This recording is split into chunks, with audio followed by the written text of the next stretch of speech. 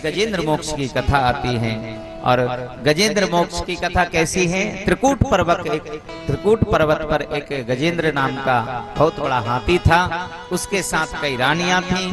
गर्मी का समय था, लेकिन गर्मी के अभाव में वो क्रीड़ा करने लगा और हथनियों के साथ आया। लेकिन वहां पर जब गजेंद्र का पैर एक मगर ने पकड़ लिया। हम भी जब बात करते हैं ना, तो कहीं कहीं कुछ लोगों का एक तकिया कलाम होता है, अरे हमें वहां जाना था मगर, हमें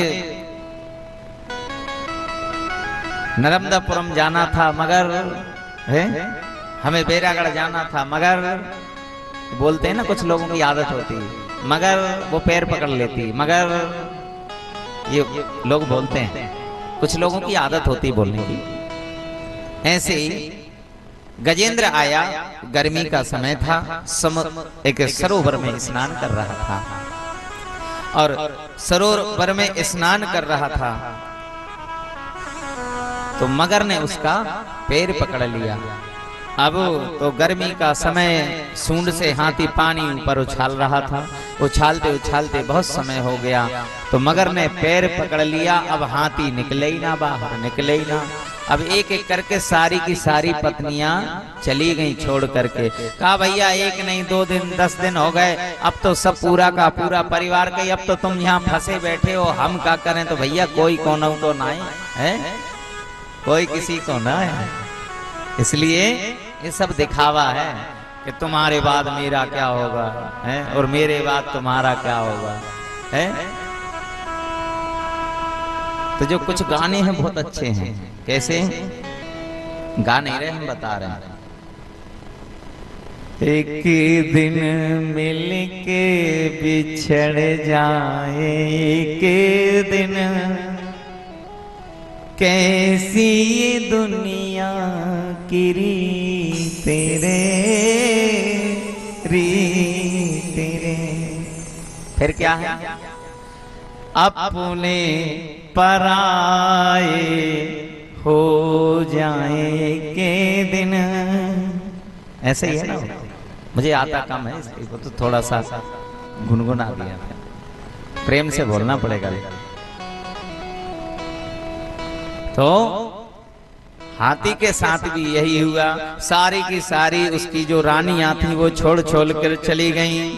और जब छोड़ छोड़ कर चली गईं तो कहा अब कोई नहीं है।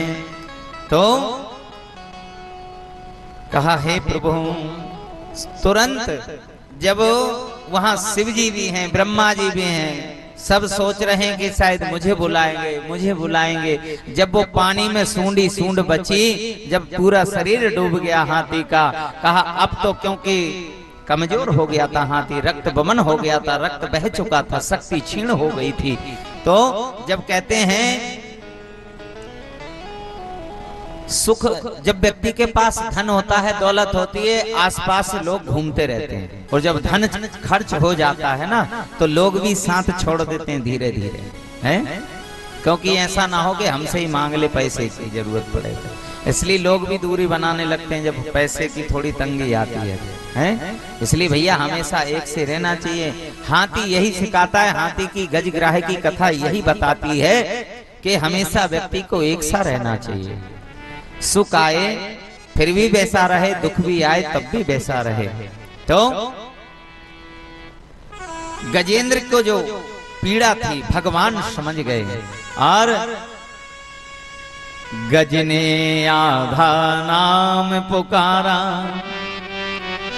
गरुण छोड़ करे उसे उबारा। क्यों?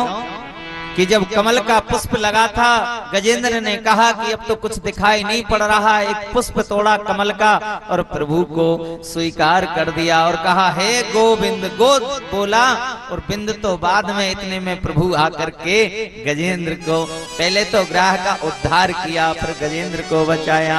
बोले भक्त वत्सल भगवान की जय हो।